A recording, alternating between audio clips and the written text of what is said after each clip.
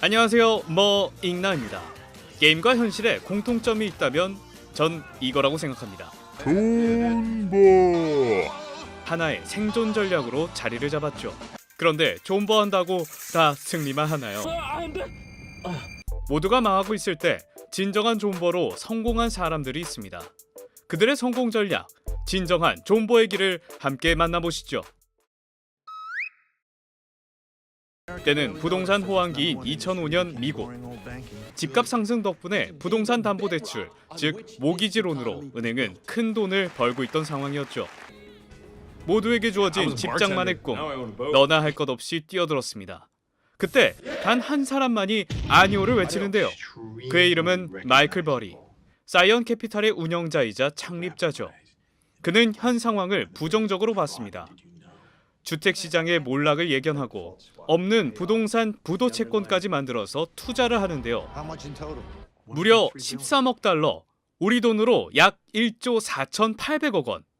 고객들 돈, 회사 돈까지 끌어모아서 내놓으라 하는 은행들, 도이체뱅크, 골드만삭스, 뱅크 오브 아메리카, 베어스탠스 등등의 부도채권을 사들입니다. 새로운 호구 등장에 은행은 탄성을 질렀죠. 아무도 가지 않는 길. 하지만 그는 자신 있었습니다.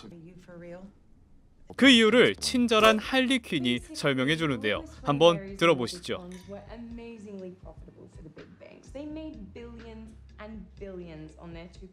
뭔 소린지 잘 모르시겠죠? 네, 저도 그랬습니다. 그냥 웃으세요. 쉽게 말하자면 은행은 부동산을 담보로 고객에게 돈을 빌려줍니다. 그리고 빌려줬다는 증서인 MBS를 받게 되고요. 그걸 또 투자기관에 팔아요. 그래서 고객에게 빌려준 대출금을 회수하죠. 그 돈으로 투자하고 이자 받고 수수료 받고 해서 은행이 돈을 버는 겁니다. 근데 문제는 이자가 저금리에 30년 장기예요. 그러니 안 팔리죠. 쥐꼬리만큼 버니 짜증이 난 겁니다. 그래서 생각해낸 것이 바로 번들이에요. 과자, 아이스크림 묶음 판매. 다들 아시죠? 당시엔 이게 혁신이었어요. 이 아이디어로 안 팔리는 채권도 팔리고 이때부터 은행이 큰 돈을 벌게 되면서 시장에 큰 손으로 자리매김하죠. 근데 이게 가능했던 이유는 돈 빌려주면 잘 갚았거든요. 누구 하나 떼먹질 않았어요. 근데 이 상품이 30년 동안 사골처럼 우려졌습니다. 영양분 없죠. 말 그대로 고였죠. 이제 더 이상 묶을 질 좋은 상품도 없고 조건에 맞는 부자 고객님도 없어요. 그래서 은행이 생각해낸 것이 바로 이겁니다. 네, 돈도 갚을 능력도 없는 사람들에게 대출을 해준 거죠. 당장 편의점에서 뭘 못 사 먹는데 집은 대출로 살 수 있다 이거야. 이게 뭐? 그걸 배트맨 형님이 자료 분석으로 알아낸 겁니다. 갈수록 늘어나는 빚, 딱 봐도 각 나오죠. 존버가 그걸 한 겁니다. 이 이야기가 증권가에선 화제가 되었고 똑똑한 놈 귀에 들어갑니다. 버넷은 도이체뱅크의 직원이죠. 듣자마자 투자자를 찾았지만 덕담만 들었습니다. 그리고 마지막으로 찾은 이곳, 마크가 팀장으로 있는 모건 스탠리의 자회사입니다. 놓칠 수 없는 기회, 승부수를 띄우죠. 내 마음이 지금 불타고 있잖아요.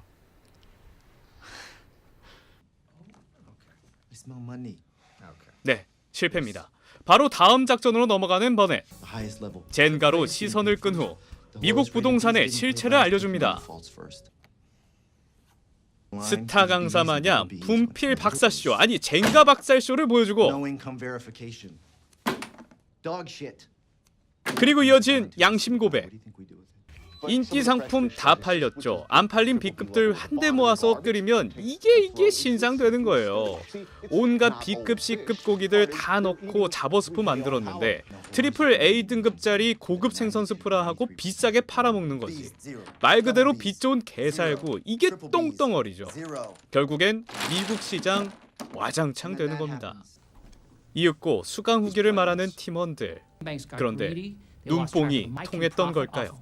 의심 많은 마크는 주택시장의 위기를 기회로 보고 직접 알아보기로 합니다. 걔 이름으로 대출을 받지 않나 미안하다는 말로 퉁치질 않나. 집은 많은데 사람이 없어요.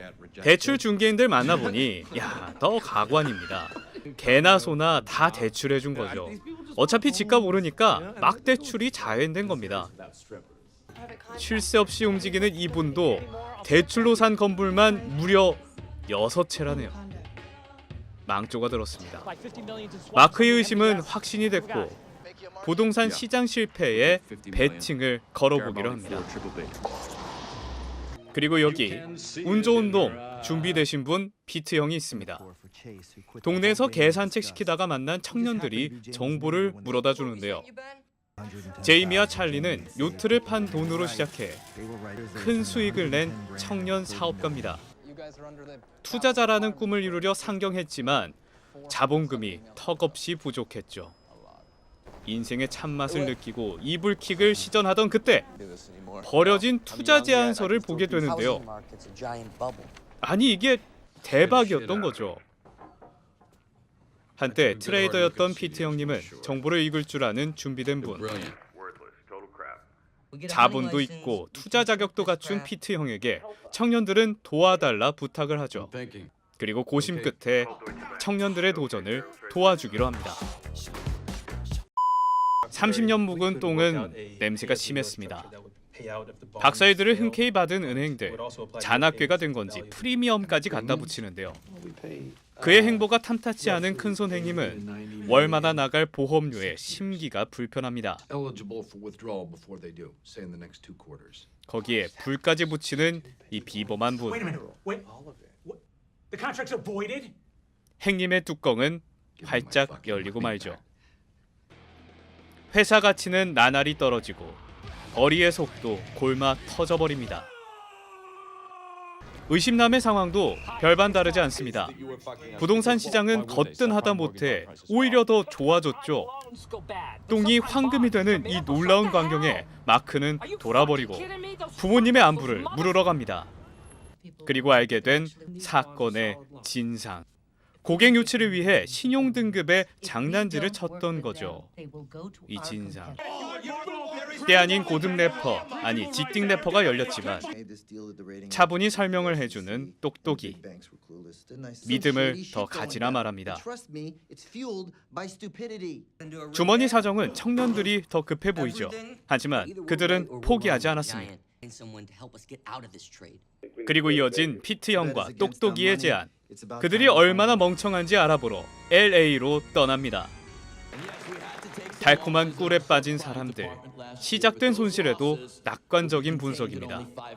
산통 깨지 말라는 바보와 은행 취업을 원하는 감사원. 그리고 이 구역 끝판왕 댕댕이와도 100분 토론을 가지는데요.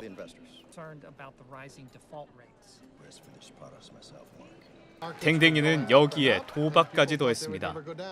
AB의 대결에 누가 이길지 베팅을 걸면 그 승부에 승자에게 베팅을 하고 또 그 승부의 승자에게 베팅을 하는, 그렇게 줄줄이 비엔나 소시지가 완성되면 미국 경제는 아작날 핵폭탄이 완성되는 겁니다. 실실 쪼개는 이시키의 실패에 마크는 5억 달러를 베팅하죠. 청년들은 한 단계 더 높여 베팅을 하고 나왔습니다. 돈 벌 생각에 근본 없는 춤을 추는 청년들. 눈버린 피트 형은 화를 내고 춤만큼이나 근본 없는 두 젊은이를 꾸짖습니다. 자신들이 돈을 번다는 건 곧 미국 경제, 미국 서민들의 파탄을 의미하는 것이기에 마냥 좋아할 일은 아니라는 것이죠. 하지만 좀처럼 마음대로 되질 않습니다. 고소미도 먹고 고객에게 상사에게 한 소리 듣고 경제는 점점 망해가는데 이상하게도 부동산만은 멀쩡합니다. 언론도 무시하는 이 답답한 상황.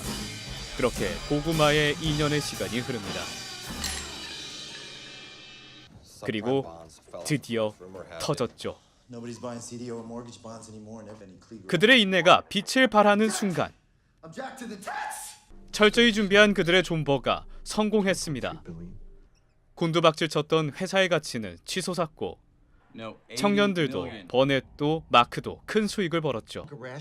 2년간의 서름이 보상되는 순간입니다. 한편 미국은 글로벌 투자은행인 리먼 브라더스를 시작으로 줄줄이 파산의 길을 걷게 됐죠. 닥치고 무조건 존버가 아닌 분석하고 확인하고 의심하고 인내하는 것이 진정한 존버의 길이란 걸 말해주는 실화를 바탕으로 한 미국판 국가부도의 날. Years, people are going to be doing what they always do when the economy tank. The rest of them, you know that. But we got to close out our position, or it could be zero. 역사는 되풀이된다. Sell all. 거품을 늘 주의하세요. 영화 빅쇼트였습니다.